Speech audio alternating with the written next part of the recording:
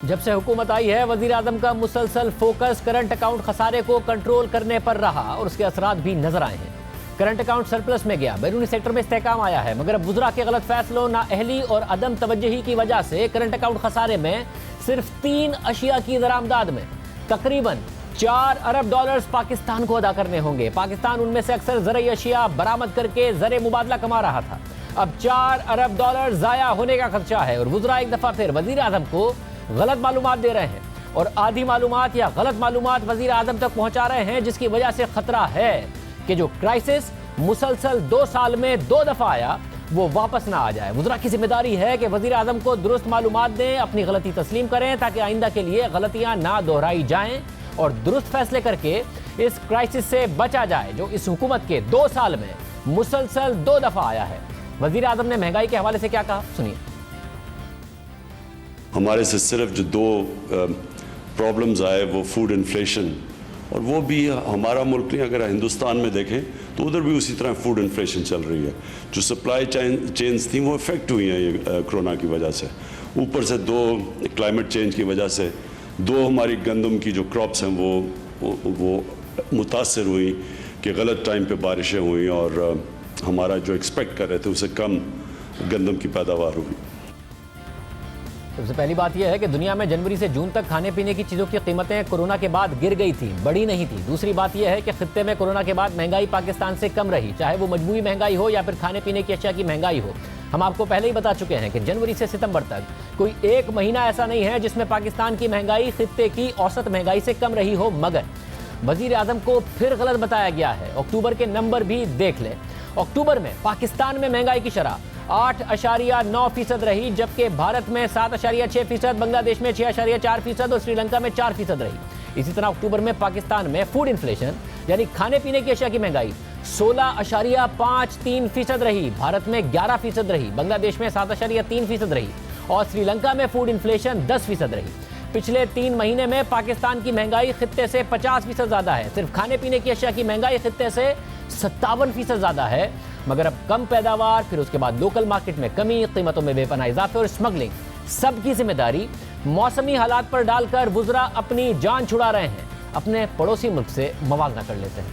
अगर मौसमी हालात बदले, बारिशें हुई तो वो पूरे खित्ते को उतनी ही बुरी तरह मुतासिर करती कि अपनी कोताहियों को भी मौसमी हालात पर डालकर छुपाया जा रहा है। पाकिस्तान में गंदम की पैदावार में रिकॉर्ड कमी आई, जबकि भारत में 10 करोड़ 70 लाख टन गंदम पैदा हुई और ये मुसलसल चौथी रिकॉर्ड पैदावार है।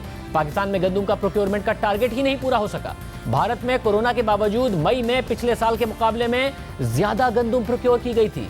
भारत में गंदम की यील्ड में भी 5 साल की औसत से 12% का इजाफा हुआ और पाकिस्तान में पंजाब का मुकाबला पड़ोसी मुल्क भारत के पंजाब से करते हैं तो मौसमी हालात एक जैसे थे, फिर वहां प्रोक्योरमेंट का टारगेट फौरन ही पूरा हो गया।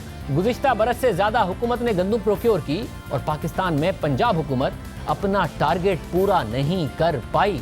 भारत में गंदम की कीमत में भी इस्तेहकाम रहा और फी किलो गंदम पाकिस्तानी रुपयों में 50 रुपए की रही, पाकिस्तान में 55 रुपए से ऊपर चली गई। काश्तकार को भी फी किलो हुकूमत ने 41 रुपए दिए और पाकिस्तान में किसान को भी फी किलो 35 रुपए मिले। भारत में काश्तकार को गन्ने के भी 225 रुपए फी मन मिले, हालांकि पाकिस्तान में 190 रुपए दिए गए और अवाम ने वहां पर चीनी 80 रुपए की खरीदी, जबकि पाकिस्तान में 120 रुपए फी किलो तक चली गई।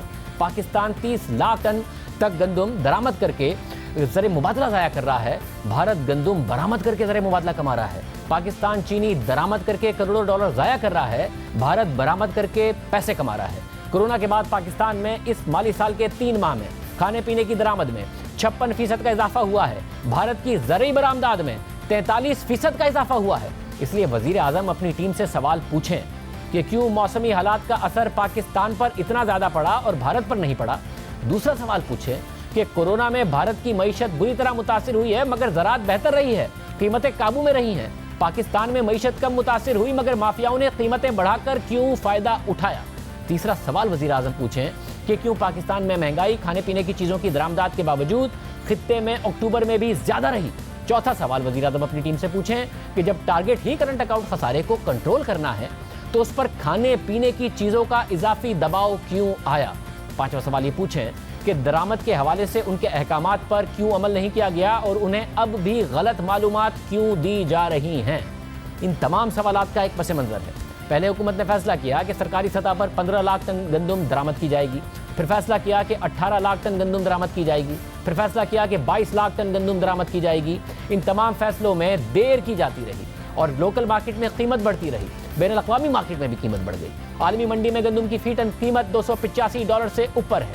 इब्तिदा में पाकिस्तान ने 3,30,000 टन गंदम $235 फी टन की ली, यानी $7 करोड़ 60 लाख की गंदम अगस्त में ले ली थी। फिर खबर आई कि पाकिस्तान 30 लाख टन गंदम की खरीदारी का सोच रहा है। फिर आलमी मार्केट में गंदम की कीमत तेजी से बढ़ गई और पाकिस्तान ने $274 से $292 फी टन की गंदम खरीदी। और इस लिहाज से अगर औसत कीमत लगाई जाए तो पाकिस्तान $280 के रेट पर तकरीबन 19 लाख टन गंदम खरीदेगा, यानी 19 लाख टन गंदम पाकिस्तान को $532 मिलियन की मिलेगी, यानी कि टोटल $600 मिलियन, यानी $60 करोड़ से जायद, यानी तकरीबन 100 अरब रुपए की गंदम पाकिस्तान दरामद करेगा। 100 अरब रुपए की।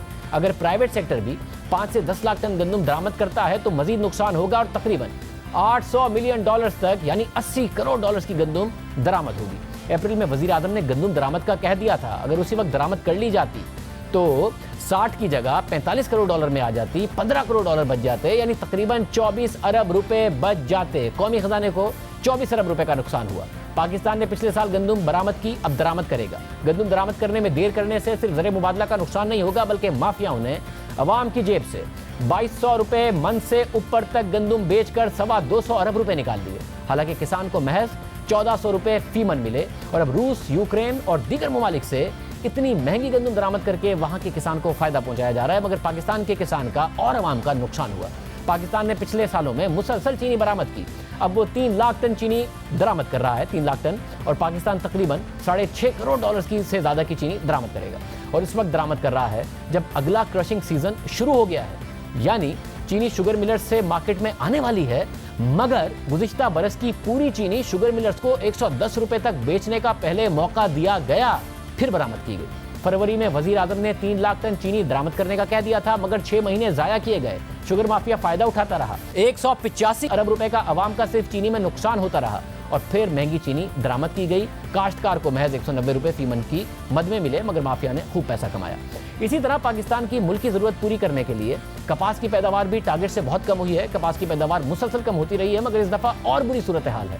इस हवाले से बिजनेस रिकॉर्डर में शाया होने वाली तहकीक के मुताबिक सितंबर के महीने में खाने पीने की चीज़ों में तिजारती खसारा बदतरीन था। अदाद-ओ-शुमार से पता चलता है कि ज़राअत के शोबे का इसमें अहम किरदार है। खाने पीने की चीज़ों की दरामदात में इजाफा हुआ है। जुलाई से सितंबर तक खाने पीने की चीज़ों की दरामदात 56% इजाफे के साथ $1.7 अरब हैं और तकरीबन $10 करोड़ की तो गंदम दरामद की गई। अब गुज़िश्ता बरसों में हमने चीनी और गंदम बरामद की थी, मगर अब ये दरामद करनी पड़ रही है। अब दरामदात में मजीद इजाफे की तवक्को है, क्योंकि मजीद गंदम आएगी। दूसरी तरफ कपास की पैदावार में बेपनाह कमी आई है। गंदम और कपास की फसल में कमी का जिम्मेदार सिर्फ मौसमी हालात को, बारिश को करार नहीं दिया जा सकता। इस हवाले से प्लानिंग का फुकदान नजर आया है।